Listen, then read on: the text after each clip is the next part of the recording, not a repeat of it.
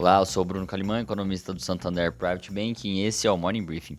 A decisão do Banco Central dos Estados Unidos, divulgada ontem, veio em linha com amplo consenso do mercado, que esperava que a autoridade monetária anunciasse o início da redução do programa de compra de ativos. O presidente da instituição, Jerome Powell, deu entrevista após a divulgação do comunicado, reafirmando que ainda não há data para o início da alta na taxa de juros e que a evolução na condução da política monetária ainda depende de avanços no mercado de trabalho e na economia como um todo. Apesar de esperada, a decisão é um importante marco do pós-pandemia, com o Banco Central dos Estados Unidos dando o primeiro passo da reversão das medidas monetárias extraordinárias que tiveram como objetivo amortecer o choque causado pela pandemia e por suas consequências. No entanto, a entrevista de Powell causou uma impressão de que o Fed continua com uma postura relativamente acomodatícia. Dessa forma, o mercado acionário seguiu a tendência de alta nos últimos dias, apesar do anúncio da redução do programa de compra de ativos, com os índices de Nova York atingindo as máximas históricas pelo terceiro dia seguido. Os juros futuros norte-americanos tiveram um dia de volatilidade, mas no encerramento do pregão, os retornos dos títulos avançavam. No mercado do petróleo, as cotações internacionais tiveram forte desvalorização ontem, reflexo da desvalorização do dólar e da alta dos estoques nos Estados Unidos. Bom, no Brasil, destaque para a divulgação da ata da última reunião do Copom, que revelou as preocupações e os possíveis impactos da mudança no arcabouço fiscal.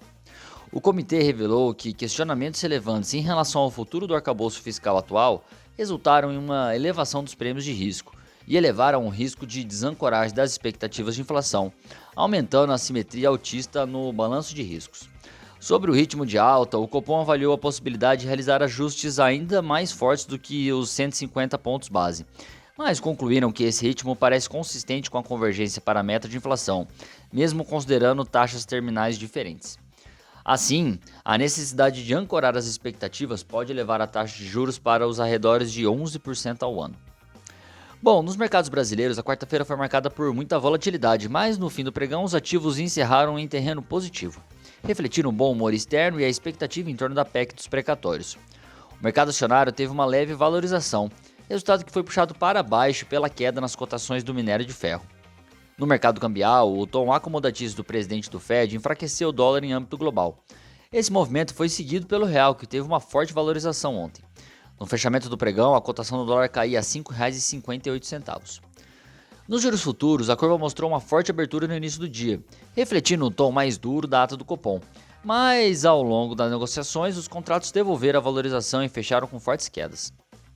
Bom, na madrugada de hoje foi aprovada em primeiro turno na Câmara dos Deputados a PEC dos precatórios, com um placar apertado de 312 a 144, sendo que eram necessários 308 votos a favor para a medida ser aprovada. O Tesouro Nacional estima que as mudanças propostas no texto abrirão um espaço de 91 bilhões de reais no orçamento do ano que vem, que seriam usados para custear o Auxílio Brasil e o reajuste do salário mínimo e dos benefícios previdenciários. O texto agora terá que ser aprovado em segundo turno, que pode acontecer hoje ou na terça-feira que vem, e depois segue para o Senado. Na agenda econômica de hoje, destaque no Brasil será a produção industrial de setembro. No exterior, teremos a decisão de política monetária no Reino Unido e os dados da balança comercial nos Estados Unidos. Se você quiser detalhes desses e de outros assuntos, acesse o Morning Briefing. Por hoje é só e nos vemos amanhã.